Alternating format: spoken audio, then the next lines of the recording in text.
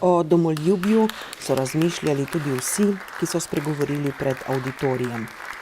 Župan gostitelja je poudaril, kako premalo se zavedamo obdobja in okoliščin pred osamosvojitvijo, ki so do nje pripeljale.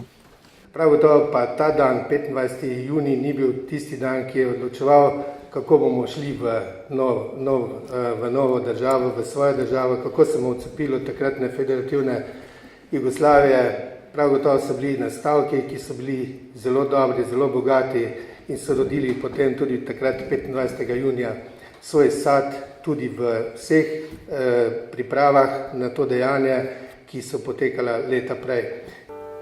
Kulturni program so z ubranim petjem in recitiranjem domoljubnih pesmi oblikovali mešani pevski zbor in dijaki prve gimnazije iz Celja z občutkom, znanjem in žarjem. Simon Gregorčič, znamenje.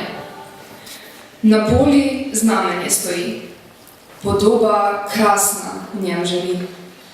Ni slika blažene device, svetnika ne in ne svetnice.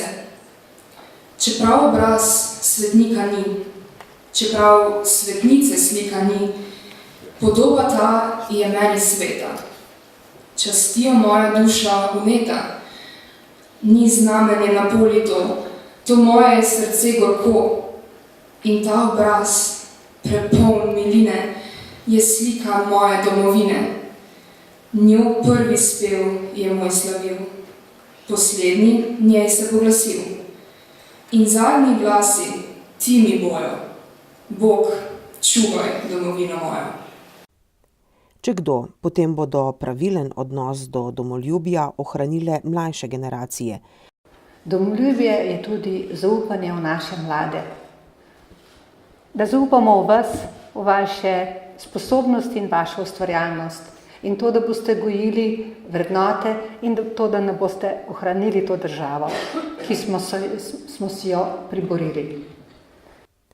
Zelo pomembno je zavedanje, da ima vsaka beseda zapisana v naši ustavi in vsak njen člen globok pomen, je razmišljala osrednja govornica, evropska poslanka Romana Tomc. Ustava je temeljni akt države, z njo smo definirali našo državnost. Čeprav je ustava trden temelj pravne države, pa to še ne pomeni, da smo z delovanjem pravne države lahko zadovoljni. Ravno nasprotno. Zaupanje ljudi v pravno državo in sodne institucije je čedalje nižje. To ni samo moj občutek, to kažejo tudi vse evropske in svetovne analize. Vsaka družbena skupina se egoistično bori za svoje pravice. In zato se pred nami dogaja razpad vrednot. Nič ni več tako, kot je bilo leta 1991. Klima v družbi ni tako dobra, tega entuziazma, ki smo ga takrat premogli, ni več. In ljudje postajajo čedalje bolj apatični. Nobena afera se jih več ne dotakne in leta medijskega enoumja so pripeljala do tega, da verjamejo, da so vsi politiki enaki. Z izjemo, da so morda nekateri pa še malo bolj pokvarjeni od drugih. Lahko bi začeli znova in zagotovo bi bili bolj pozorni na pasti, ki so nas čakale ob poti. Ampak poti nazaj ni. Je samo pot naprej. In po njej moramo iti. In verjamem, da bodo, če bomo dovolj vztrajni, ljudje prepoznali tudi razliko med zrnom in plevelom.